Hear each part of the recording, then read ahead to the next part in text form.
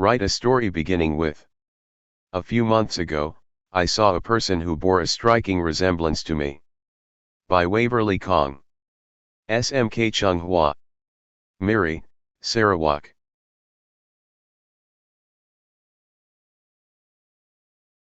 A few months ago, I saw a person who bore a striking resemblance to me.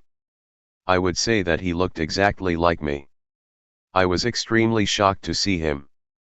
I had heard stories about doppelganger but doubted whether it was real. What if it was real and he was my doppelganger? It happened when I was in a shopping mall near my house. I went to a stationery shop there to buy some stationery that I needed.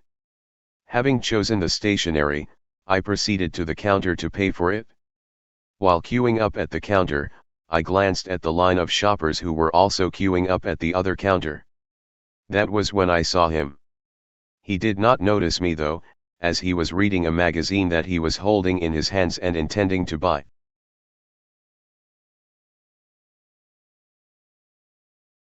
Except for his hairstyle, his facial features and even his height were similar to mine. Astonished and curious, I decided to find out who he was and the reason for the resemblance. After paying for the stationery, I waited in a corner outside the shop for the teenager. Not long after, he exited the shop and I started tailing him. After a while, he seemed to have noticed that someone was following him. So, he turned around and saw me. He was completely dumbstruck to see me. I guessed he did not expect to see someone who looked exactly like him too. I greeted him.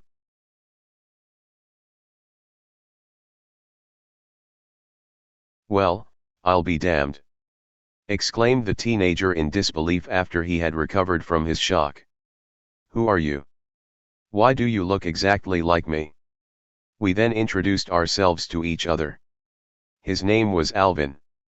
When I was younger, my parents told me that I have a twin brother whom they had to give up for adoption, Alvin recalled. Since it was a confidential adoption, we lost contact with him. If you are my twin brother, I won't be surprised.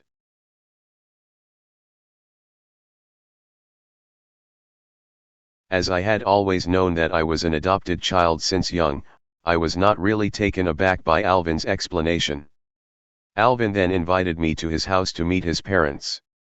The moment they saw me, they knew instantly that I was their son, as Alvin and I were like two peas in a pod. Alvin's mum said that no two persons could look so much alike unless they were twins. I believed that what she said was logical.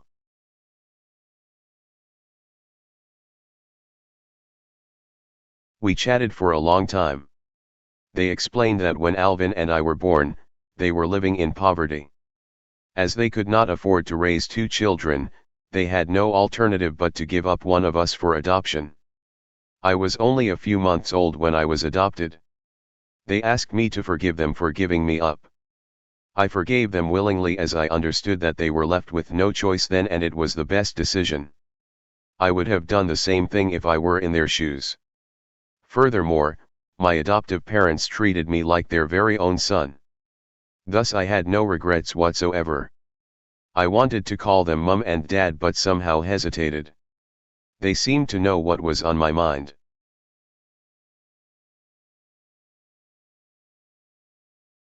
"It's okay. You can call us Mum and Dad," they said kindly, and I did so. Alvin and I called each other bro. Crying happy tears, we hugged one another affectionately.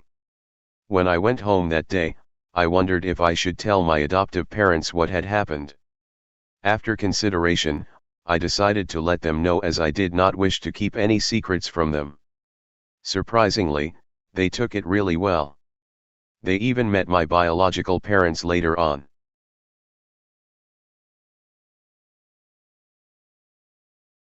At present, we visit each other often.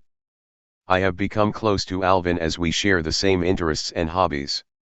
He performs well academically and assists me a lot in this area. I consider myself extremely lucky as I have virtually two families which shower me with love. Alvin feels the same way too. Though my adoptive parents suggest performing a DNA test for confirmation, Alvin and I believe that the test is unnecessary. The mere resemblance and instinctive brotherly bond we possess is more than sufficient.